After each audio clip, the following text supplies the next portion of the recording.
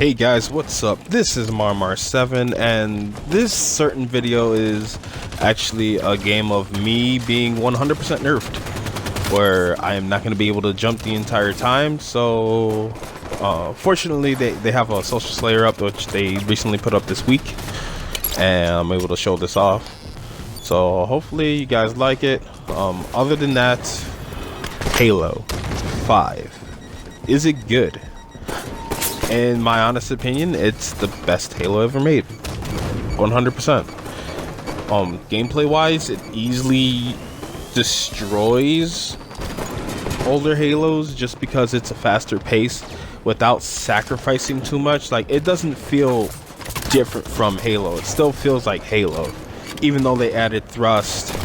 Sprint's now a thing. Well, of course, you know, it's been a thing since Halo Reach. And there's all these Spartan abilities that you have as well. This game still feels like Halo.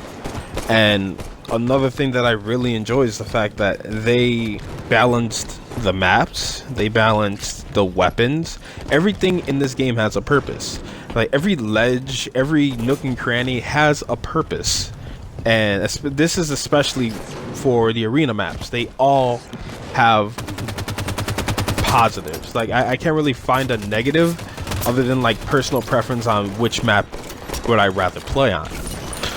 So in general, from what I've heard, all the positives for Halo, like everyone else is reviewing the game, and that it's essentially, oh, okay, this game is, you know, wonderful. The gameplay is wonderful. Like, essentially what I said, the gameplay is wonderful, map layouts are wonderful, weapons are wonderful. The negative is actually the story. Now, when it comes to the story, if you haven't played Halo, you might as well stop this video now because I'm gonna spoil it. I mean, to be honest, spoiler, there isn't much to really spoil. You play Master Chief like what, 2, maybe 3 missions, which I would be okay with if the other protagonist that you play as, what's the name, Agent Locke, and all of Team Osiris, if they were more enjoyable, more fleshed out, more characters that I would actually enjoy, other than like, oh, like, you have to know the outside content of this story in order to like understand where these guys are coming from. Like, I don't want to do all that. Like, just give me all the shit that I want in game. Like, what's so hard about that? It should be easy. And they really fell flat on the story. Another spoiler coming up.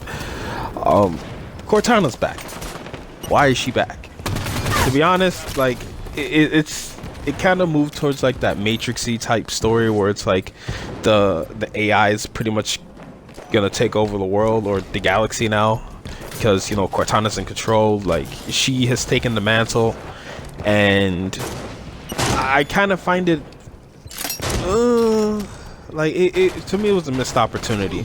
Like, I was really set for, oh man, like, from, if you play Spartan Ops in Halo 4, like, Dr. Halsey, you know, she was essentially this key part in the whole story for Spartan Ops, and the way how it ended, where, I mean, she was gonna get executed anyway eventually, because, you know, she was kept prisoner by the UNSC, because, you know, they see her as, you know, a traitor for taking children and turning them into, you know, super soldiers, where in reality, yeah, she did save the galaxy, and yeah, that's a wrong thing. Like, there's a lot of context to that where you can argue back and forth on whether or not, you know, she should be in the position where she was at.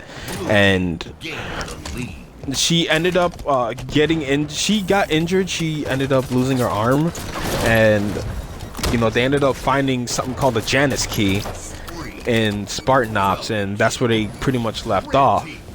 And I was really excited because I wanted to see, like, oh my god, like, what happens afterwards? Like, is she gonna like is she gonna be the face of evil now? Like, are we gonna go against Dr. Halsey? Is she gonna help the Covenant and like use the Forerunner tech to like build the Covenant even stronger than what it is? Like, I was really down for like some crazy like Empire Strikes Back type shit, and we didn't really get that. you know, we ended up getting this sort of half-assed love story again with Master Chief and Cortana, and you know, she wants Chief to be there with her, and it's a bunch of dumb shit. And pretty much, like, in retrospect, you do get a lot of Master Chief, but in the perspective of somebody else, we'd rather have Chief from our eyes to see what he's going through instead of watching in another person's eyes. Like, you don't have to watch a third-person view to see what's really going on in order to enjoy the story. How we always enjoyed the story is we were Chief, we played as Chief, and we saw everything happen.